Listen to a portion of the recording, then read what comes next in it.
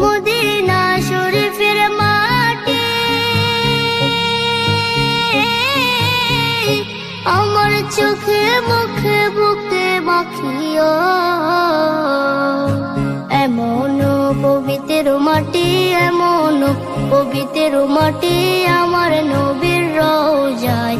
তোমরা যদি যাও গো মদিনায়, তোমরা যদি যাও গো মদিনায়। ইয়া রাসূলুল্লাহ ইয়া হাবিবাল্লাহ, ইয়া রাসূলুল্লাহ ইয়া হাবিবাল্লাহ।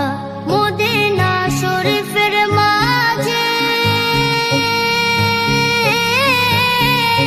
বেহেশতের বাগান আছে ও, সেই বাগানে শুয়ে আছেন, সেই বাগানে শুয়ে আছেন প্যারা নবী মুস্তাফায়।